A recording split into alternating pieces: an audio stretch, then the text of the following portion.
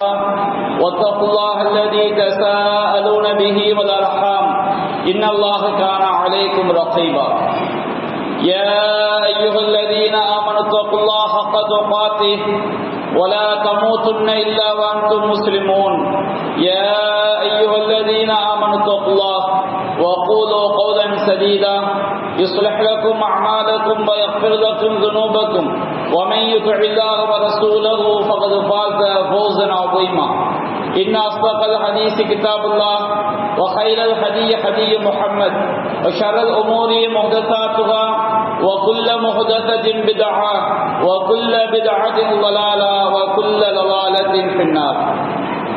அளவிலா அருளாளனும் நிகரிலா பேரன்புடையவனுமாகிய எல்லாம் வல்ல அல்லாஹுவின் திருப்பெயரால் ஆரம்பம் செய்கின்றேன். அந்த வல்லநாயனின் வட்டா பெருங்கருணை அல்லாஹுவின் இறுதி தூதரும் நம் உயிரினும் மேலான நபிகள் நாயகம் ஸல்லல்லாஹு அலைஹி வஸல்லம் அவர்களின் மீதும் அன்னாரின் வழிமுறையை நெறிதவறாமல் பின்பற்றிய உத்தம சத்திய சஹாபாக்கள் மீதும் அனைத்து முஸ்லிம்கள் மீதும் நாம் அனைவரின் மீதும் என்றென்றும் நின்று நிலவட்டுமாக. அன்பிற்குரிய பெரியோர்களே, தாய்மார்களே, சகோதர சகோதரிகளே, அல்லாஹ் ரப்பல் ஆலமீன் திருமறை குர்ஆனிலே 2 வசனங்களில் அல்லாஹ் ரப்பல் ஆலமீன் அவனை பற்றி தன்னுடைய அடியார்களுக்கு எடுத்துரைக்குமாறு அல்லாஹ் உத்தரவிடுகின்றான். ஒரு வசனத்திலே அல்லாஹ் கூறுகின்றான், நபியே, நீங்கள் மக்களுக்கு தெளிவாக அறிவித்து விடுங்கள், நப்பி இபாதி அன்னி அனல் கஃபூருர் ரஹீம், என்னுடைய அடியார்களுக்கு நீங்கள் தெளிவாக அறிவித்து விடுங்கள், தெளிவாக எடுத்து சொல்லிவிடுங்கள். எதை எடுத்து சொல்ல வேண்டும்? அன்னி அனல் கஃபூருர் ரஹீம், நிச்சயமாக அல்லாஹ்வாகிய நான், உங்களை படைத்து பரிபாலிக்கக்கூடிய இறைவனாகிய நான் மிக்க மன்னிப்பவன், நிகரில்லா கருணையாளன், அன்பாளன் என்பதை என்னுடைய அடியார்களுக்கு எடுத்து சொல்லுங்கள் என்று அல்லாஹ் திருமறை குர்ஆனில் நபிகள் நாயகத்திற்கு உத்தரவிடுகின்றார். அதே போன்று 6வது அத்தியாயம் 54வது வசனத்திலே அல்லாஹ் கூறுகின்றான், நபியே, இதா ஜாஅக்கல்லதீன யூமினூன பிஆயாத்தினா, நம்முடைய வசனங்களை இறை நம்பிக்கை கொண்ட அடியார்கள் உம்மிடம் வந்தால், திருமறை குர்ஆனுடைய வசனங்களை நம்பிக்கை கொண்ட மூமின்கள் உம்மிடம் வந்தால் நீங்கள் அவர்களுக்கு சொல்லுங்கள், ஃபகுல் ஸலாமுன் அலைக்கும், உங்கள் மீது அல்லாஹ்வுடைய அமைதி சாந்தி உண்டாகட்டும் என்பதை சொல்லிவிட்டு ஒரு முக்கியமான விஷயத்தை நீங்கள் அந்த மக்களுக்கு அறிவித்து விடுங்கள். அல்லாஹ் சொல்கின்றான், கத்தப ரப்புக்கும் அலா நஃப்ஸிர் ரஹ்மா, உங்களுடைய இறைவன் தன் மீது கருணையை, அன்பை, அருள் புரிவதை கடமையாக்கி கொண்டான் என்பதை நீங்கள் அவர்களுக்கு எடுத்துச் சொல்லுங்கள். அல்லாஹ் ரப்பல் ஆலமீன் தன் மீது கருணையை, அன்பை கடமையாக்கி கொண்டால் என்றால் எப்படி என்பதை அல்லாஹ் தொடர்ந்து விளக்குகிறான். அன்னஹு மன் அமில மின்கும் சூஅம் பிஜஹாலத்தி, உங்களில் யாராவது ஒரு அடியார் அறியாமையினால் ஒரு பாவத்தை செய்கிறார், பாவத்தை செய்துவிட்டு சும்ம தாப மின் பஅதிஹி வ அஸ்லஹ, அவர் அதற்கு பிறகு மனம் வருந்தி, நாம் இவ்வாறு பாவம் செய்து விட்டோமே, இவ்வாறு நாம் இறைவனுடைய கட்டளைக்கு மாற்றமாக நடந்து விட்டோமே என்று அவர் மனம் வருந்தி, மனம் திருந்தி அந்த பாவத்தை விட்டும் விலகி வஸ்லஹ, தன்னுடைய செயல்களை அவர் சீர்திருத்திக் கொண்டால், அன்னஹு கஃபூருர் ரஹீம், நிச்சயமாக அல்லாஹ்வாகிய அவன் மிக்க மன்னிப்பவன், நிகரில்லா அருளாளன், கருணையாளன் என்பதை என்னுடைய அடியார்களுக்கு நபியே நீங்கள் சொல்லுங்கள் என்று அல்லாஹ் குறிப்பிடுகிறார். இன்றைக்கு நாம் நம்முடைய இறைவனை பற்றி அறிய வேண்டிய முக்கியமான அடிப்படைகளில் ஒன்று, அல்லாஹ் ரப்பல் ஆலமீன் மிக்க மன்னிப்பவன், அவன் கருணையாளன். அவன் கருணையாளனாக இருக்கின்ற காரணத்தினால்தான் அவன் மிகவும் அடியார்களை மன்னிக்கக்கூடியவனாக, அடியார்களுடைய பாவங்களை விளைவுபடுத்தக்கூடியவனாக இருக்கிறான் என்பதை நாம் விளங்கிக் கொள்ள வேண்டும். திருமறை குர்ஆனில் நூற்றுக்கணக்கான வசனங்களில் அல்லாஹ் ரப்பல் ஆலமீன் இந்த 2 பண்புகளையும் அல்லாஹ் இணைத்து சொல்லி காட்டுகிறான். கஃபூருர் ரஹீம், அல்லாஹ் மிக்க மன்னிப்பவன், நிகரில்லா அன்பாளன், கருணையாளன் என்பதை பல்வேறு வசனங்கள் அல்லாஹ் ரப்பல் ஆலமீன் நமக்கு இணைத்து அல்லாஹ் குறிப்பிடுகின்றான். இந்த அல்லாஹ்வுடைய பண்புகளை அறியாத காரணத்தினால்தான் இன்றைக்கு நம்முடைய இஸ்லாமிய சமுதாயத்திலே ஏராளமான இணை வைப்பு காரியங்கள் நிறைந்து காணப்படுவதை பார்க்கிறோம். தர்காவில் போய் கோரிக்கை வைப்பது, இறந்தவர்களிடம் கோரிக்கை வைப்பது, இன்னும் சிலர் முஸ்லிம் சமுதாயத்தில் இருந்து கொண்டு சிலை வழிபாடுகளில் ஈடுபடுவதற்கு கூட என்ன காரணம் என்று சொன்னால், அவர்கள் படைத்த இறைவனாகிய உண்மையான இறைவனாகிய அல்லாஹ்வை பற்றி, அவனுடைய பண்புகளை பற்றி திருமறை குர்ஆனில் இருந்தும் நபி மொழிகளில் இருந்தும் அறிந்து கொள்ளாத காரணத்தினால்தான் இத்தகைய இணை வைப்பு காரியங்களில் மூழ்கி கிடப்பதை பார்க்கிறோம். அல்லாஹ் ரப்பல் ஆலமீன் தன்னை பற்றி அறிமுகப்படுத்தும் பொழுது திருமறை குர்ஆனுடைய ஒவ்வொரு அத்தியாயத்தின் துவக்கத்திலும் அல்லாஹ் ரப்பல் ஆலமீன் தன்னை எவ்வாறு அறிமுகப்படுத்துகின்றான்? நாம் எல்லாம் எந்த ஒரு சூறாவை ஓதும் பொழுதும் அதற்கு முன்பாக அந்த சூறாவினுடைய துவக்கமாக பிஸ்மில்லாஹ் அர் ரஹ்மான் அர் ரஹீம் என்கின்ற வசனத்தை ஓதுகின்றோம். அந்த வசனத்துடைய பொருள் என்ன? அர் ரஹ்மான் அளவிலா அருளாளன், அர் ரஹீம் நிகழிலா அன்புடையோன், அல்லாஹ்வின் பெயரால் நான் துவங்குகிறேன். நாம் அல்லாஹ்வை பற்றி குறிப்பிடும் பொழுது அந்த இறைவன் எப்படிப்பட்டவன்? அவன் அளவிலா அருளாளன். அவனுடைய அன்புக்கும் அவனது கருணைக்கும் அவனது பாசத்திற்கும் அவனது அருளுக்கும் எந்த நிகழும் கிடையாது. அல்லாஹ்வை போன்று யாரும் அன்பு காட்ட முடியாது, அல்லாஹ்வை போன்று யாரும் பாசம் காட்ட முடியாது, அல்லாஹ்வை போன்று யாரும் அருள் புரிய முடியாது என்பதை நாம் நம்முடைய மனதில் ஆழ பதிய வைக்க வேண்டும் என்பதற்காகத்தான் அல்லாஹ் ரப்பல் ஆலமீன் ஒவ்வொரு அத்தியாயத்துடைய துவக்கத்திலும் 9வது அத்தியாயத்தை தவிர திருமலை குர்ஆனில் உள்ள 113 அத்தியாயங்களின் துவக்கத்திலும் அளவிலா அருளாளன் நிகழிலா அன்புடையோன் அல்லாஹ்வின் பெயரால் நான் துவங்குகிறேன் பிஸ்மில்லாஹிர் ரஹ்மானிர் ரஹீம் என்று அல்லாஹ் தன்னை பற்றி நமக்கு குறிப்பிடுகின்றான். நாம் அல்-ஹம்து சூராவை ஓதுகின்றோம். அல்-ஹம்து சூரா எப்படிப்பட்ட அத்தியாயம்? நபிகள் நாயகம் சொன்னார்கள், லா ஸலாத்த லிமன் லம் யக்ரா பி ஃபாத்திஹத்தில் கிதாப். யார் அல்-ஹம்து சூராவை ஓதவில்லையோ அவருக்கு தொழுகையே கூடாது. அப்ப அப்படிப்பட்ட அந்த அல்-ஹம்து சூரா எல்லா தொழுகைகளும் கடமையான தொழுகையாக இருந்தாலும், சுன்னத்தான தொழுகையாக இருந்தாலும், ஜனாசா தொழுகையாக இருந்தாலும் அல்-ஹம்து சூரா இல்லாத தொழுகை கிடையாது. அந்த அல்-ஹம்து சூரா தான் திருமலை குர்ஆனில் உள்ள சூறாக்களே மிகச் சிறந்த சூரா. அந்த சூறாவிலே அல்லாஹ் தன்னை பற்றி எப்படி குறிப்பிடுகின்றான்? அல்ஹம்துலில்லாஹி ரப்பில் ஆலமீன் அர் ரஹ்மான் அர் ரஹீம். அகில உலகங்களையும் படைத்து பரிபாலிக்கக்கூடிய அல்லாஹ்வுக்கு எல்லா புகழும். அந்த அல்லாஹ் எப்படிப்பட்டவன்? அர் ரஹ்மான், அவன் அளவிலா அருளாளன், அர் ரஹீம், அவன் நிகரில்லா அன்புடையோன் என்று அல்லாஹ் ரப்பல் ஆலமீன் தன்னுடைய அருளுக்கும் அன்புக்கும் நிகரில்லை என்பதை நமக்கு எடுத்துரைக்கின்றான்.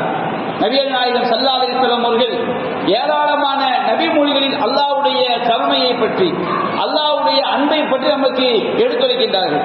சஹீஹ் முஸ்லிமிலே பதிவு செய்யப்பட்டுள்ள ஒரு நபி மொழியை நாம் பார்க்கிறோம். நபிகள் நாயகம் ஸல்லல்லாஹு அலைஹி வஸல்லம் அவர்கள் சொன்னார்கள், அல்லாஹ் ரப்பல் ஆலமீன் அவனுடைய கருணையை, அவனுடைய அன்பை, அவனுடைய அருளை அல்லாஹ் 100ஆக பங்கிட்டான். அல்லாஹ்வுடைய அன்பை அல்லாஹ் 100ஆக பங்கிட்டான்.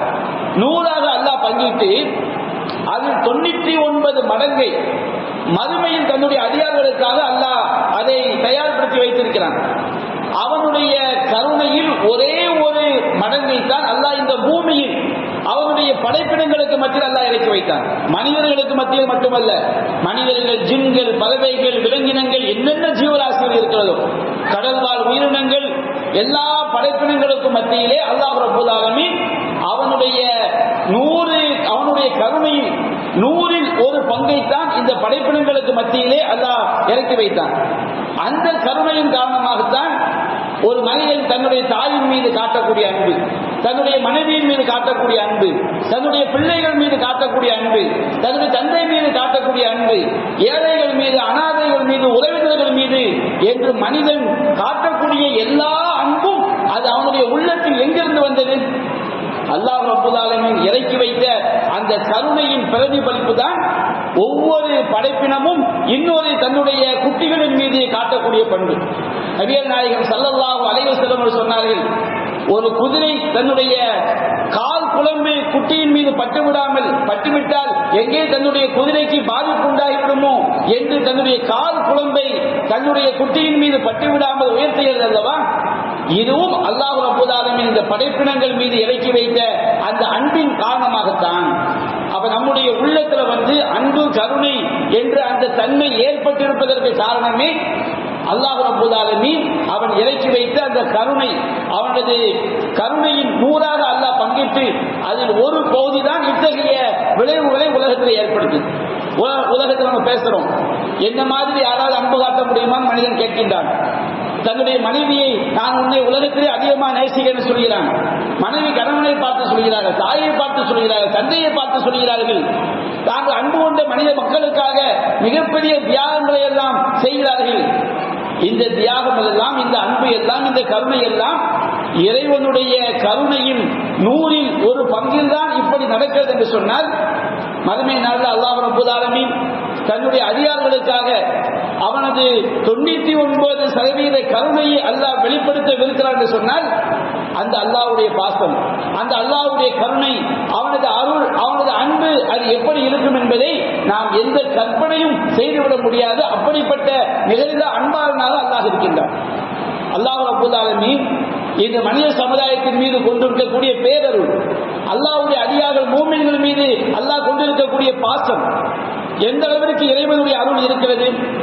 நபிகள் நாயகம் ஸல்லல்லாஹு அலைஹி வஸல்லம் அவர்கள் சொன்னார்கள், அல்லாஹ் ரப்பல் ஆலமீன் நன்மைகளையும் தீமைகளையும் அல்லாஹ் எழுதினான். எப்படி மனிதர்கள் செய்யக்கூடிய பாவங்களுக்கு எப்படி நன்மைகள் பதிவு செய்யப்பட வேண்டும், மனிதர்கள் செய்யக்கூடிய தீமைகளுக்கு எப்படி தீமைகள் எழுதப்பட வேண்டும் என்பதை அல்லாஹ் விதியாக்கினான். எப்படி அல்லாஹ் விதியாக்கினான் தெரியுமா? அல்லாஹ் அதை தெளிவுபடுத்தினான். நபிகள் நாயகம் சொல்லி காட்டுகிறார்கள், மன் ஹம்ம பி ஹஸனா, ஒருவன் ஒரு நன்மையை செய்வதற்கு நினைக்கின்றான். உள்ளத்துல ஒரு நன்மையை செய்வதற்கு ஒருவன் நினைக்கின்றான். நாம ஒரு ஏழைக்கு உதவி செய்வோம், அல்லது நாம ஒரு ஏழைக்கு சாப்பாடு வாங்கி கொடுப்போம் என்று ஒருவன் ஒரு நன்மையை செய்வதற்கு நினைக்கின்றான். ஆனால் நன்மையை செய்ய நினைத்தவன் பலம் அமல் பிஹா, அதை அவன் செய்யவில்லை. உள்ளத்துல செய்ய நினைக்கின்றான், ஆனால் அதை அவன் செயல்படுத்தவில்லை. செயல்படுத்தவில்லை என்று சொன்னால் அல்லாஹ் மலக்குமார்களுக்கு சொல்கிறான், கத்தபஹுல்லாஹு லஹு இன்தஹு ஹஸனத்தன் காமிலா, அல்லாஹ் ரப்பல் ஆலமீன் அவனுக்காக தன்னிடத்தில் ஒரு முழுமையான நன்மையை அல்லாஹ் பதிவு செய்கிறான். அல்லாஹ் எப்படிப்பட்ட அன்பாளன் பாருங்க.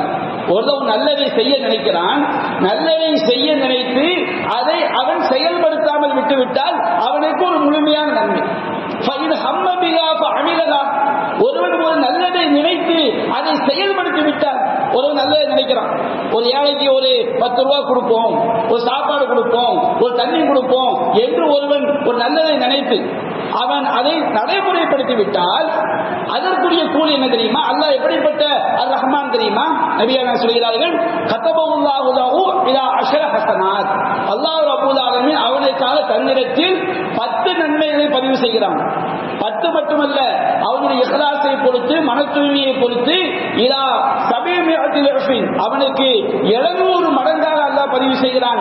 700 மடங்கு மட்டுமல்ல, இலா அலாஃபின் கஸீரா, இன்னும் பல மடங்குகள் அல்லாஹ் ரப்பல் ஆலமீன் 10,000 மடங்குகள், 10 லட்சம் மடங்குகள், பல கோடி மடங்குகள் அவனுக்காக அல்லாஹ் நன்மையை பதிவு செய்கிறான். ஒரு நன்மையை ஒன்று செய்ய நினைத்து அதை அவன் சரியான முறையில் செய்து விட்டான் சொன்னால், அல்லாஹ்வுக்காக இஹ்லாஸான முறையில ஒரு நன்மையை செய்து விட்டான் சொன்னால் அவனுக்கு குறைஞ்சது 10. அவனுடைய இஹ்லாஸ் மன தூய்மை கூட கூட கூட கூட அல்லாஹ் செய்கின்றான். அதை 70 மடங்காக, அதை 10,000 மடங்காக, பல கோடி மடங்காக அவன் நன்மையை அல்லாஹ் பதிவு செய்கிறான் என்று சொன்னால் அவன் எப்படிப்பட்ட கருணையாளனாக இருக்கிறான். நபிகள் நாயகம் ஸல்லல்லாஹு அலைஹி வஸல்லம் அவர்கள் ஆரம்ப கால சஹாபாக்களை பிற்கால சஹாபாக்களோடு ஒப்பிட்டு சொன்னார்கள். ஆரம்ப கால சஹாபாக்களுடைய ஈமான் என்பது அது மிக உறுதியானது, அவருடைய இஹ்லாஸ் என்பது மிக பரிசுத்தமானது. அப்ப மக்கா வெற்றிக்கு முன்பாக இஸ்லாத்தை ஏற்றுக்கொண்ட சஹாபாக்கள், மக்கா வெற்றிக்கு பிறகு இஸ்லாத்தை ஏற்றுக்கொண்ட சஹாபாக்கள், நபிகள் நாயகம் ஸல்லல்லாஹு அலைஹி வஸல்லம் அவர்கள் மக்கா வெற்றிக்கு பிறகு இஸ்லாத்தை ஏற்றுக்கொண்ட சஹாபாக்களும் சிறந்தவர்கள் தான், சொர்க்கவாசிகள் தான், நல்லவர்கள் தான். மக்கா வெற்றிக்கு முன்பாக இஸ்லாத்தை ஏற்றுக்கொண்ட மக்களும் சிறந்தவர்கள் தான், சொர்க்கவாசிகள், நல்லவர்கள் தான். ஆனால் 2 பேருக்கு மத்தியில், மலைக்கும் மடுவுக்கும் மத்தியில் உள்ள வித்தியாசம் இருக்கிறது. நபிகள் நாயகம் சொன்னார்கள், லா தஸூபு அஸ்ஹாபி, என்னுடைய சஹாபாக்களை திட்டாதீர்கள். ஆரம்ப கால சஹாபாக்களை திட்டாதீர்கள். பிற்காலத்தில் பின்னாடி இஸ்லாத்துக்கு வந்த சில சஹாபாக்கள் ஆரம்ப கால சஹாபாக்களை விமர்சிக்கும் போது நபிகள் நாயகம் சொன்னாங்க, என்னுடைய ஆரம்ப கால தோழர்கள் நீங்கள் திட்டாதீர்கள். நீங்கள் உங்கள் ஒருவர் பிற்காலத்தில் இஸ்லாத்தை ஏற்றுக்கொண்ட ஒருவர் லவ் அன்ஸக மிஸ்லு உஹுதி தஹபன், உஹது மலை அளவிற்கு தங்கத்தை தர்மம் செய்தாலும் சரி, ஆரம்ப கால சஹாபாக்கள் தன்னுடைய ஒரு கை அளவிற்கோ அல்லது ஒரு கையின் பாதி அளவிற்கோ செய்த தர்மத்திற்கு ஈடாகாது. எவ்வளவு பெரிய கூலி அல்லாஹ் கொடுக்கின்றான் ஆரம்ப கால அந்த தியாகிகளுக்கு. அவங்க ஒரு கை அளவுக்கு ஒரு கோதுமையை அவர்கள் தர்மம் செய்தார். ஒரு கையளவிற்கு ஒரு அரிசியை அவர்கள் தர்மம் செய்தால், ஏதாவது உணவுப் பொருளை தர்மமாக கொடுத்தால், அவங்களுடைய இஹ்லாஸ் எந்த அளவுக்கு மேலானது, அவங்களுடைய இறை நம்பிக்கை எந்த அளவுக்கு உறுதியானது. சிரமமான காலகட்டம், துன்பமான காலகட்டம், அல்லாஹ்வுடைய மார்க்கத்திற்காக என்னுடைய உயிரை போனாலும் பரவாயில்லை என்று அவர்கள் அந்த மார்க்கத்திலே உறுதியை கையாண்டார்கள். அல்லாஹ் ரப்பல் ஆலமீன் கூலியை கொடுத்தான். பிற்காலத்தில் உகது அளவு தங்கத்தை கொடுத்தாலும் சரி, ஆரம்ப கால தோழர்கள் அவர்கள் ஒரு கையளவு, ஒரு கையில் பாதி அளவு செய்த தர்மத்திற்கு நிகராகாது என்று நபிகள் நாயகம் ஸல்லல்லாஹு அலைஹி வஸல்லம் அவர்கள் சொல்கிறார்கள். சொன்னால் ஒரு மூமின் இஸ்லாத்திற்காக அல்லாஹ்வின் மீது கொண்டுள்ள நம்பிக்கையின் அடிப்படையில், ஈமான் அடிப்படையில், இஹ்லாஸின் அடிப்படையில் அவன் ஒரு தற்காலிகத்தை செய்யும் பொழுது அல்லாஹ் ரப்பல் ஆலமீன் மிகப்பெரிய ஒரு கருணையாளனாக, மிகப்பெரிய ஒரு அன்பாளனாக இருக்கிறான். அல்லாஹ் ரப்பல் ஆலமீன் கருணையாளனாக இருக்கின்ற காரணத்தினால்தான் நமக்கு ஏற்படக்கூடிய துன்பத்தை நாம் பொறுத்துக் கொண்டாலும் அல்லாஹ் கூலியை தருகிறான். அவன் எவ்வளவு பெரிய கருணையாளன் பாருங்க. நமக்கு ஒரு துன்பம் ஏற்படுது, அந்த துன்பத்தை நாம தாங்கிக்கிறோம். நமக்கு ஏற்பட துன்பம் தானே, இதுக்கு எதுக்கு அல்லாஹ் நன்மையை தர வேண்டும்? அவன் கருணையாளன், நன்மையை தருகின்றான். நபி அல்லாஹ் ரப்பல் ஆலமீன் சொல்வதாக நபிகள் நாயகம் ஸல்லல்லாஹு அலைஹி வஸல்லம் அவர்கள் சொன்னார்கள், மாலி அப்தி மூமினி இன்தி ஜஸாஉ இதா கபல்து ஸஃபிய்யஹு மின் அஹ்லி துன்யா. என்னுடைய மூமினான அடியானுக்கு, இறை நம்பிக்கை கொண்ட அடியானுக்கு இந்த கூலி எதற்காக அல்லாஹ் தருகிறான்? அல்லாஹ் எதற்காக அர் ரஹ்மானாக இருக்கிறான், அர் ரஹீமாக இருக்கிறான்? நம்முடைய ஈமானுடைய வெளிப்பாடு. என்னுடைய இறை நம்பிக்கை கொண்ட அடியான் அவன் நேசிக்கக்கூடிய ஒருவரை இந்த உலகத்தை நாம் கைப்பற்றி விட்டார். நம்முடைய தாயையோ தந்தையோ பிள்ளையோ நாம் ஒருவர் மீது நேசம் வைத்திருக்கிறோம். நேசம் வைக்கக்கூடிய ஒருவரை அல்லாஹ் செய்து விட்டான், உயிரை கைப்பற்றி விட்டான். ஈமான் என்பது இறைவன் மீது நம்பிக்கையில் நாம் அந்த துன்பத்திற்கு பொறுமையை மேற்கொள்வோம். அப்ப நபியா சொல்லி காட்டுறாங்க, அல்லாஹ் சொல்வதாக, அவன் நேசிக்கக்கூடிய ஒருவனை கைப்பற்றி விட்டேன். அவன் அழுது புலம்பவில்லை. காஃபிருடைய செயல்பாட பாருங்க. ஒரு துன்பம் வந்துட்டு வச்சுக்கிட்டு ரோட்ல கடந்து புரளுவாங்க, அழுவது தப்பல்ல, உள்ளம் கண்ணீர் வடிப்பது தவறல்ல. நபியா நாயகம் சொல்றாங்க, லைஸ மின்னா மன் லரபல் ஹுதூத் வ ஷக்கல் ஜுயூப் வ தஆ பி தஅவத்தில் ஜாஹிலியா. எவன் ஒருவன் துன்பத்தின் காரணமாக கன்னத்தில் அடித்துக் கொள்ளக்கூடியவனும், சட்டையை கிழித்துக் கொள்ளக்கூடியவனும், அறியாமை கால வார்த்தைகளை பேசக்கூடிய நம்மை சார்ந்தவன் அல்ல. ஏதாவது துன்பம் வந்துட்டா, அல்லாஹ் உனக்கு கண்ணீர் இல்லையா, அல்லாஹ் நீ எங்களுக்கு கைவிட்டுட்டிய, அப்படி வந்து ஒரு மூமெண்ட் அப்படியே நம்ம பேசினால் கூட ஒரு கடுமையான துன்பம் ஒரு மூமின் எப்படி பேசலாம்? துன்பம் ஏற்படும் பொழுது நல்ல வார்த்தையை பேசலாம். யா அல்லாஹ் எனக்கு ஏற்பட்ட கஷ்டத்தை போக்கிடு, யா அல்லாஹ் எனக்கு ஏற்பட்ட துன்பத்தை போக்கிவிடு. நல்ல வார்த்தையை சொன்னால் தப்பு இல்லை. இவன் அறியாமை கால வார்த்தையை பேசுகிறான். இப்படி பேசக்கூடியவர்கள் நம்மை சார்ந்தவர்கள் இல்லை நபிகள் நான் சொல்லி காட்டுறாங்க. அது ஒரு மூமினுடைய பண்பு அல்ல. இவனுடைய உள்ளத்தின் ஈமான் இருக்கின்ற காரணத்தினால் அவனுக்கு நேசமிக்க, அவன் நேசிக்கக்கூடிய ஒருவரை நான் கைப்பற்றி விட்டால் அவன் அல்லாஹ்விடம் நன்மை எதிர்பார்க்கிறான். யா அல்லாஹ் எனக்கு இந்த துன்பம் ஏற்பட்டு விட்டது, இன்னா லில்லாஹி வ இன்னா இலைஹி ராஜிஊன். நாங்கள் அல்லாஹ்விற்கே உரியவர்கள், அவனிடமே நாங்கள் திரும்பி செல்லவிருக்கின்றோம். அல்லாஹ் மர்ஜூனி ஃபீ முஸீபத்தி வ அக்லிஃப் லி கைரன் மின்ஹா. இறைவா, எனக்கு ஏற்பட்ட இந்த துன்பத்திற்கு நீ கூலி வழங்குவாயாக, இதைவிட சிறந்த பரிகாரத்தை ஏற்படுத்துவாயாக என்று அல்லாஹ்வுடைய கூலியை எதிர்பார்த்து இறைவனுக்காக ஒருவன் பொறுமையை மேற்கொண்டால் அதற்குரிய கூலி என்ன தெரியுங்களா? அதற்கு நன்மை என்ன தெரியுமா? நபிகள் நான் சொல்லி காட்டாங்க, அல்லாஹ் சொல்வதாக, அவனுக்குரிய கூலி இல்லல் ஜன்னா, சொர்க்கத்தை தவிர வேற எதுவும் கிடையாது. எவ்வளவு பெரிய ரஹ்மான்! நாம என்னைக்கு இருந்தாலும் ஒரு கணவன் மனைவியை பிரியத்தான் போகிறான். இந்த உலகம் நிரந்தரமா? இந்த உலகம் நிரந்தரம் கிடையாது. ஒரு மனைவி கணவனை பிரியத்தான் போகிறார், தந்தை பிள்ளைகளை பிரியத்தான் போகிறார், பிள்ளைகள் தந்தை தாயை பிரியத்தான் போகிறார்கள், எல்லோரும் சாகத்தான் போகிறோம். இந்த உலகத்தில் யாருக்கும் நிரந்தரம் கிடையாது. எத்தனை கோடிகளை கட்டி ஆண்டாலும் இந்த உலகத்தில் எவன் நிரந்தரமா இருக்கிறார் சொல்லுங்க? அதிகபட்சம் 100 தொட்டுட்டாலே பெரிய ஆச்சரியம். வயசு 100 வயசு 110 வயசு ரொம்ப ஆச்சரியம். 60 70 50லேயே நிறைய டிக்கெட் அப்படியே போய்கொண்டே இருக்கிறோம். அந்த மாதிரி நிரந்தரமற்ற உலகத்தில் ஏற்படக்கூடிய துன்பம் எல்லாம் சாகத்தான் போறோம். என்றாலும் இவன் தனக்கு ஏற்பட்ட துன்பத்திற்காக அல்லாமல் நம்பிக்கையை வச்சு நன்மையை எதிர்பார்க்கிறாய் அல்லவா, உனக்கு நான் சொர்க்கத்தை கூலியா தரேன். இந்த மாதிரி கூலி கொடுக்கக்கூடிய ரஹ்மான் அல்லாஹ்வை தவிர யாரும் கிடையாது. நபிகள் நாயகம் ஸல்லல்லாஹு அலைஹி வஸல்லம் சொல்றாங்க, அல்லாஹ் எவ்வளவு பெரிய கருணையாளன் தெரியுமா? நம்மை படைத்த இறைவன் எப்படிப்பட்ட ரஹ்மான் தெரியுமா? நபிகள் நாயகம் சொல்லி காட்டுறாங்க, அல்லாஹ் சொல்வதாக, அல்லாஹ் சொல்கிறான், இதா இப்தலைத்து அபிபி ஹபீபத்தை, என்னுடைய அடியானை அவன் நேசிக்கக்கூடிய 2 விஷயங்களின் மூலம் சோதித்தான். அல்லாஹ் நாம் நேசிக்கக்கூடிய 2 விஷயம் என்று இந்த இடத்துல அல்லாஹ் சொல்வது கண்ணு. பிறக்கும் போதே கண் பார்வையற்ற சொல்லிடுறாங்க, பிறந்தாங்க. சிலர் உயிரோடு வாழும் போது திடீரென்று விபத்தினாலோ நோய்களினாலோ கண் பார்வையை பறிகொடுத்து விடுகிறார்கள். அப்போ நமக்கு ஏற்படக்கூடிய துன்பம், நமக்கு ஏற்படக்கூடிய துன்பம் நம்முடைய செயல்களால் ஏற்படுகிறது. அப்படி ஏற்படும் பொழுது நபி அல்லாஹ் சொல்கின்றான், அவன் பொறுமையை மேற்கொள்கிறான். ஒரு துன்பம், ஒரு கண்ணை இழந்த பிறக்கும் போதே கண் பார்வையற்று பிறந்து விட்டான், அல்லது பிறந்து சில நாட்கள்ல அவன் உயிரோடு வாழும் போது கண் பார்வை அவனுக்கு பறி போய் விட்டது. சரி, அல்லாஹ்வுடைய நாட்டம், இறைவனுடைய விதிப்படி நமக்கு துன்பம் ஏற்பட்டிருக்கிறது. கண் பார்வைக்கு மட்டும் கிடையாது, எந்த துன்பமா இருந்தா சரி அவனுக்கு துன்பம் என்று அவன் பொறுமையை மேற்கொண்டான் என்று சொன்னால் அல்லாஹ் சொல்கிறான், இதற்கு பகரமாக அவனுக்கு நான் சொர்க்கத்தை பகரமாக்கிறேன். எப்படிப்பட்ட ரஹ்மான் பாருங்க. நமக்கு ஏற்பட்ட துன்பத்தை நாம் பொறுத்து கொண்டால் நமக்கு அல்லாஹ் சொர்க்கத்தை தருகிறான்.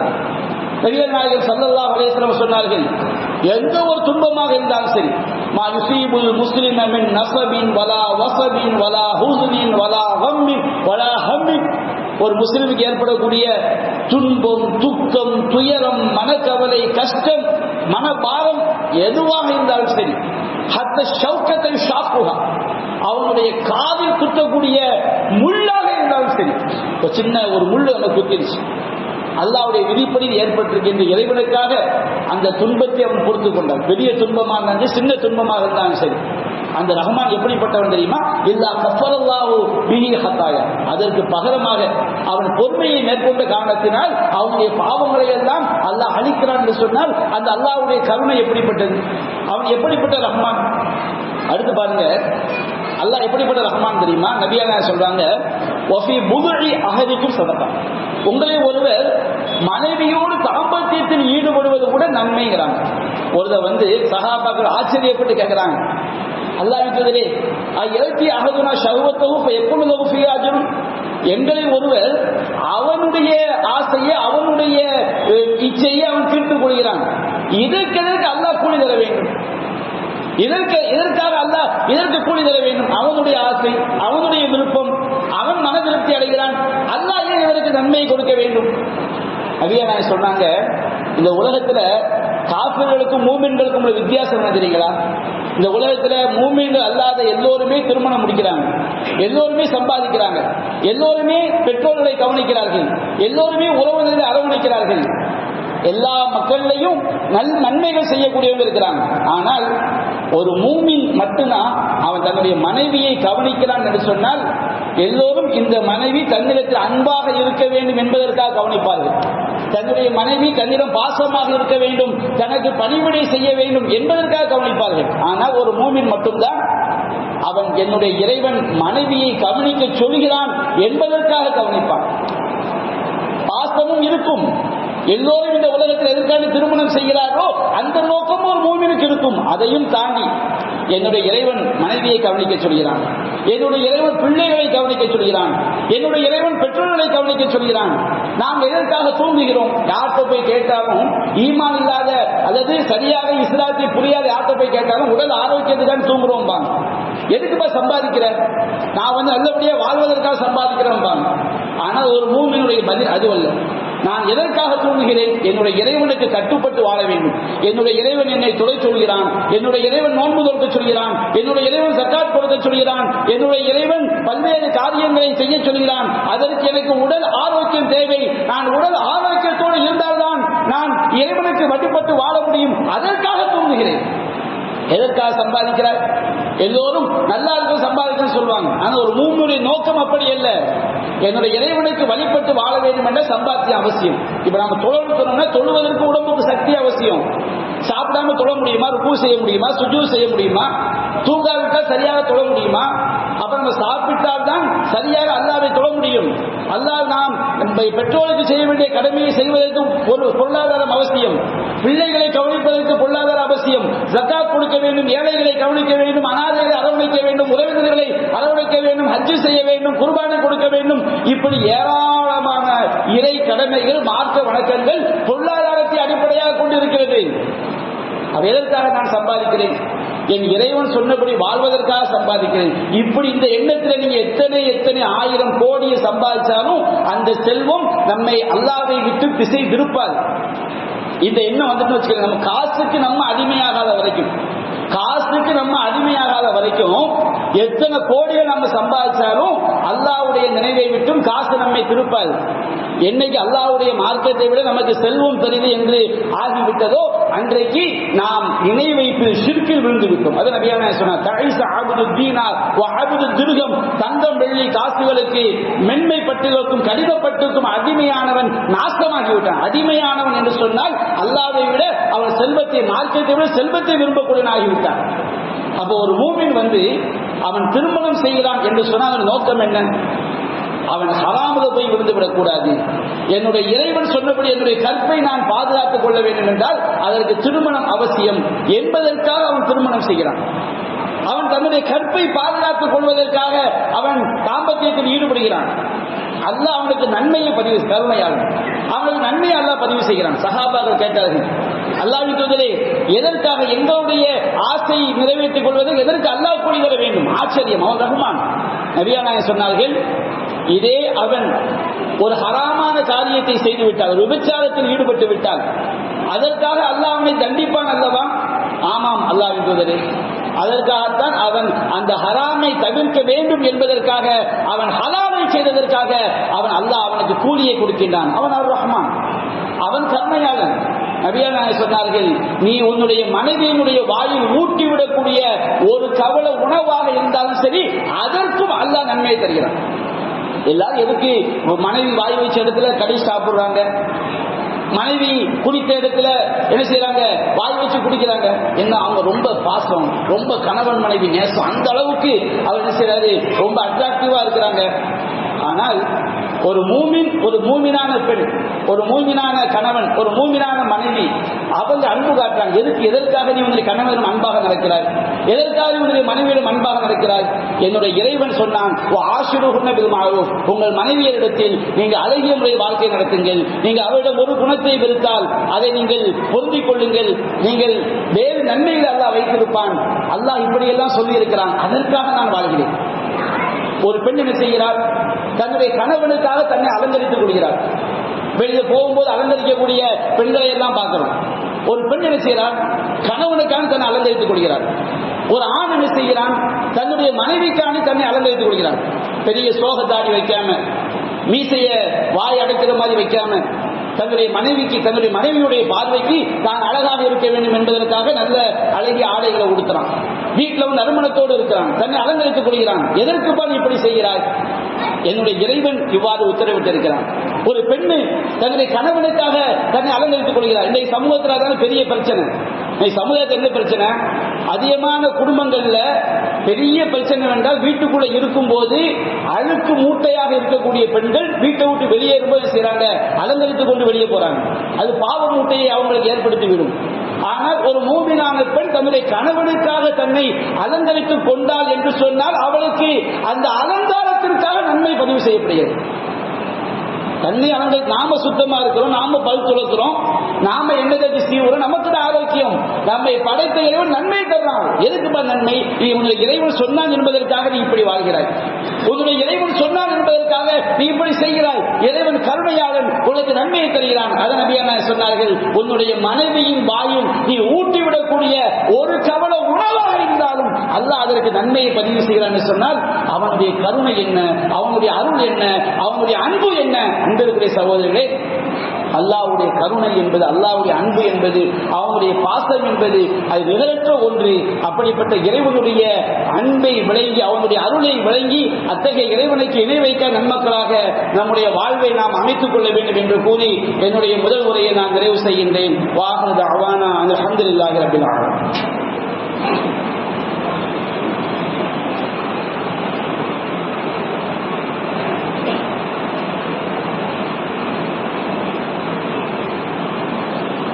அல்ஹம்துலில்லாஹி ரப்பில் ஆலமீன்.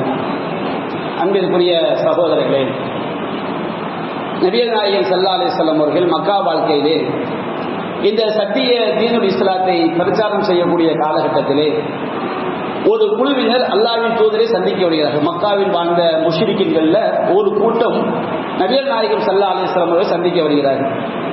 சந்திக்க சொல்றாங்க, முகமது அவர்களே, நீங்க சொல்லக்கூடிய இந்த இஸ்லாமிய மார்க்கம் மிகச்சிறந்த மார்க்கம், அற்புதமான கொள்கையை நீங்க முன்வைக்கிறீங்க. உங்க மார்க்கத்தை பின்பற்றினால் ஒரு மனிதன் சிறந்தவனாக நல்லவனாக மாற முடியும். ஆனால் எங்களுக்குரிய கேள்வி என்னவென்று சொன்னால், நாங்க ஏற்கனவே வாழ்ந்த வாழ்க்கையில ஏராளமான கொலைகளை செய்துவிட்டோம். ஏராளமான கொலை செஞ்ச கூட்டமா அந்த கூட்டம் இருக்கிறாங்க. ஏராளமான விபச்சாரங்களை நாங்கள் செய்துவிட்டோம். ஏராளமான பாவங்களை நாங்கள் செய்துவிட்டோம். நாங்கள் இந்த இஸ்லாத்தை ஏற்றுக்கொண்டால் அந்த பாவத்தை எல்லாம் விட்டு விலகி மனம் வருந்தி திருந்தி, ஏதோ அறியாமை காலத்தில் இப்படிப்பட்ட பாவத்தை நாங்கள் செஞ்சிட்டோம், இனிமே நாங்கள் இஸ்லாத்தை ஏற்றுக்கொண்டால் நாங்க செஞ்ச கொலை பாவங்களை அல்லாஹ் மன்னிப்பானா, நாங்க செஞ்ச விபச்சார குற்றத்தை அல்லாஹ் மன்னிப்பானா, இது நாங்க என்னென்ன திருட்டு குற்றம் பல பயங்கரமான குற்றங்களை எல்லாம் செய்திருக்கிறோம், பாவிகளாக நாங்கள் இருந்திருக்கிறோம், இந்த பாவங்களை எல்லாம் அல்லாஹ் மன்னிப்பானா என்று நபிகள் நாயகத்திடம் அவர்கள் மனம் வருந்தி கேட்டு வர்றாங்க. மனம் வருந்தி, என்னைக்குமே நம்ம எவ்வளவு பெரிய பாவியாக இருந்தாலும் சரி, அவன் திரும்பிட்டான்னு வச்சுக்கிடுங்க, ரஹ்மான் அவன் கருணையாளன், அவன் மிகப்பெரிய மன்னிப்பாளன். வாழ்நாள் முழுக்க ஒரு ஷிர்க் வச்சுட்டு மௌத்தாவதுக்கு ஒரு 5 நிமிஷத்துக்கு முன்னாடி அவன் மனம் திருந்திட்டான், உண்மையிலே உள்ளத்துல இருந்து இஹ்லாஸான முறையில மனம் திருந்தி விட்டான்னு சொன்னால் அவன் பூமி நிறைய பாவம் செஞ்சா அல்லாஹ் மன்னிக்க கூடியவன். அப்ப இந்த மக்கா காஃபிர் இந்த கேள்வியை கேட்டவுடனே அல்லாஹ் ரப்பல் ஆலமீன் திருமறை வசனத்தை அல்லாஹ் இறக்கி வைக்கிறார். எந்த திருமறை வசனம் என்று சொன்னா, அல்லாஹ் அருளுகின்றான், யா இபாதியல்லதீன அஸ்ரஃபு அலா அன்ஃபுஸிஹிம் லா தக்னது மின் ரஹ்மத்தில்லாஹ். தனக்குத்தானே வரம்பு மீறிய என்னுடைய அடியார்களே, வரம்பு மீறிய என்னுடைய அடியார்கள் சொன்னா நாம செய்யக்கூடிய ஒவ்வொரு பாவமும் நமக்கு தான் நஷ்டம். அப்ப அந்த மாதிரி பெரும்பாவங்களை செய்துவிட்ட என்னுடைய அடியார்களே, வரம்பு மீறிய அடியார்கள் சும்மா சாதாரணமா 5 ரூபா 10 ரூபா திருடுவதல்ல, அதுவும் பாவம் தான்.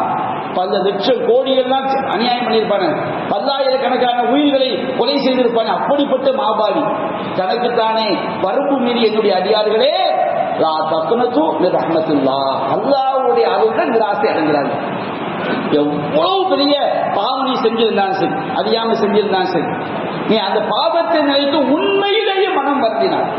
உன்னை படைத்த இறைவன் ஒருவன் இருக்கின்றான், அந்த இறைவன் நம்மை தண்டித்து விடுவான், நான் திருந்துவிட்டால் அந்த இறைவன் என்னை மன்னித்து விடுவான் என்று நீ உண்மையிலேயே மனம் வருந்தினால், யா இபாதியல்லதீன அஸ்ரஃபு லா தக்னது மின் ரஹ்மத்தில்லாஹ், தனக்கு தானே வரம்பு மீறிய பெரும்பாவம் செய்த என்னுடைய அடியார்களே, அல்லாஹ்வுடைய அவனை நீங்கள் நிராசை அடைந்து விடாதீர்கள், அவநம்பிக்கை கொண்டு விடாதீர்கள், என்னையெல்லாம் அல்லாஹ் மன்னிப்பானா என்றெல்லாம் நீங்கள் நினைத்து விடாதீர்கள். இன்னல்லாஹ யக்ஃபிரு ذுனூப ஜமீஆ, அல்லாஹ் எல்லா பாவங்களையும் மன்னிக்க கூடியவனாக இருக்கிறான். அல்லாஹ் ஷிர்க்க மன்னிக்க மாட்டான் சொன்னா எப்ப மன்னிக்க மாட்டான்? நீ மௌத்தாவும் போது இணை வச்சுட்டு மௌத்தாக அல்லாஹ் மன்னிக்க மாட்டான், அந்த பாவத்தை மன்னிப்பே கிடையாது. ஆனால் மௌத்தாவதுக்கு முன்னாடி கூட உங்க திருந்திட்டான்னு வச்சுக்கிடுங்க, அல்லாஹ் ரப்பல் ஆலமீன் மிகப்பெரிய கருணையாளனாக இருக்கிறான். அதற்காக நம்ம மௌத்தாவர வரைக்கும் பாவம் செய்யணும்னு யாரும் நினைக்க கூடாது. ஒரு தப்பு செய்யணும் விரும்பிட்டாலே அவனுக்கு அல்லாஹ் தப்பான அவனுடைய முடிவு கெட்ட முடிவாகத்தான் இருக்கு. நமக்கு ஒரு விஷயம் தெரிஞ்சவன நம்ம திரும்பி விட்டால், மனம் வருந்தி அதிலிருந்து மீண்டு விட்டால், இனிமேல் நமது பாவத்தின் பக்கம் நாம் நெருங்கக்கூடாது என்று அடியான் நினைத்து விட்டால், அல்லாஹ் அவன் மிகப்பெரிய கருணையாளனாக இருக்கிறான். அல்லாஹ்வுடைய மன்னிப்பு என்ற அந்த தன்மை அவனுடைய கருணையினுடைய அடிப்படையில் அமைந்தது. அவன் கருணையாளன், அவன் அறிந்தவன், நம்முடைய பலவீனத்தை தெரிந்தவன். நாம் செய்த பாவத்தை செய்துவிட்டு அல்லாஹ் நான் அறியாமல் செய்துவிட்டேன் என்று நாம் அல்லாஹ்விடம் மன்னிப்பு கேட்டால், அல்லாஹ் ரப்பல் ஆலமீன் ஒரு அடியான் பாவ மன்னிப்பு கேட்கும் பொழுது அவன் அடையக்கூடிய சந்தோஷம் மிகப்பெரிய சந்தோஷம். நாம சாவிற்கு சென்று அந்த மீண்டு வந்தால் நமக்கு ஏற்படக்கூடிய சந்தோஷத்தை விட நாம் அல்லாஹ்ட்ட கையேந்தி பாவ மன்னிப்பு கேட்கும் பொழுது அல்லாஹ் மிகப்பெரிய சந்தோஷம் அடைகிறான். அவன் மிகப்பெரிய கருணையாளன், மிகப்பெரிய அன்பாளன். இந்த இறைவனுடைய ரஹ்மான் என்ற பண்பை நாம் விளங்கிக் கொண்டால் நாம் அல்லாஹ்விட யார்கிட்ட போய் கையேந்துவோம்? எந்த துன்பம் ஏற்பட அவன் ரஹ்மான், மற்ற யாருமே ரஹ்மான் கிடையாது. அவன் ரஹீம், அவனுக்கு நிகரான ரஹீம் யாரும் கிடையாது. வானம் பூமி எல்லாம் அவனுக்கு சொந்தம். அவன் அவன் அவன் நம்முடைய நிலைமைகளை எல்லாம் அறிந்தவன். அந்த ரஹ்மான் கையேந்துவோம். தர்காவில் போய் கையேந்துவோமா? தாயத்தில் போய் நம்ம நம்புவோமா? இறைவன் அல்லாத சிலை வழிபாட்டு சில பெண்கள் வரம்பு மீறி போறாங்களே, அது செய்வோமா? அல்லாஹ் ரஹ்மான் என்பதை நாம் விளங்கிவிட்டோம் என்று சொன்னால் நாம தௌஹீது உறுதியாகிறோம். எந்த ஷிர்க்கும் நம்மிடம் செய்யாது, வந்தடையாது. அல்லாஹ்வுடைய ஒவ்வொரு பண்பும் அவனுடைய தௌஹீதை, அவனுக்கு உண்மையான இஸ்லாத்தை, இஸ்லாத்துடைய அடிப்படையை நமக்கு கற்றுத்தரக்கூடியதாக இருக்கிறது. அன்பிற்குரிய சகோதரர்களே, இறுதியாக ஒரே ஒரு அறிவிப்பை மட்டும் செய்து என்னுடைய உரையை நான் நிறைவு கொண்டு வருகிறேன். ஹஜ்ஜுடைய காலமாக இருக்கிறது. அதிகமான சகோதரர்கள் நமது ஊரில் இருந்தும் பக்கத்து ஊர்களில் இருந்தும் ஹஜ்ஜுக்கு போறாங்க. இந்த ஹஜ்ஜு கடமையை அறியாமையினால் அல்லாஹ்வும் அல்லாஹ்வுடைய தூதரும் எப்படி காட்டி தந்தார்களோ அந்த சட்டங்களை தெரியாமல் தவறான வழிகாட்டுதலை நம்பி வாழ்நாளில் ஒரு தடவை செய்யக்கூடிய பெரும் பொருளாதாரத்தை செலவு பண்ணி செய்யக்கூடிய ஹஜ்ஜு கடமையை பலரும் பால்படுத்தி விடுகின்றார்கள். அவ்வாறு நம் ஹஜ்ஜு கடமை பாழாகிவிடக் கூடாது. அல்லாஹ்வும் அல்லாஹ்வுடைய தூதரும் வழிகாட்டிய அடிப்படையில் நம்முடைய ஹஜ்ஜு கடமையை நாம் நிறைவேற்ற வேண்டும் என்ற அடிப்படையிலே நாளை அசர் தொழுகைக்கு பிறகு கடைநல்லூர் டவுன் கிளையில் வைத்து சரியாக 4:30 மணியிலிருந்து இஷா தொழுகை வரை இடையில மகரிப் இடைவெளி இருக்கும் ஹஜ்ஜி உம்ரா வழிகாட்டி நிகழ்ச்சி நடைபெறவிருக்கிறது. எனவே இந்த வருடம் ஹஜ் உம்ராக்கு செல்லக்கூடியவர்கள் அடுத்த வருடம் செல்லலாம் என்கின்ற எண்ணமுடைய சகோதரர்கள் இந்த ஹஜ் உம்ரா வழிகாட்டு நிகழ்ச்சியில் கலந்து கொண்டு நம்முடைய ஹஜ்ஜையும் உம்ராவையும் அல்லாஹ்வுடைய தூதரும் காட்டி தந்த முறைப்படி நாம் நிறைவேற்ற வேண்டும். எனவே இன்ஷா அல்லாஹ் இது பக்கத்து உங்க குடும்பத்தில் யாராவது ஹஜ்ஜுக்கு தகவல் தெரிவிக்க பக்கத்து ஊரா இருந்தாலும் அவருடைய கலந்து கொள்ள சொல்லுங்கள். நாளை மாலை இன்ஷா அல்லாஹ் 4:30 மணியிலிருந்து இஷா தொழுகை வரை இந்த நிகழ்ச்சி நடைபெறும். கடைநல்லூர் டவுன் கிளையில் வைத்து இக்பால் நகர் பகுதியில் டவுன் கிளையில் வைத்து இந்த நிகழ்ச்சி நடைபெறும் என்று தெரிவித்துக் கொள்கிறோம். வாஹத் அவானா அல்ஹம்துலில்லாஹி ரப்பில் ஆலமீன்.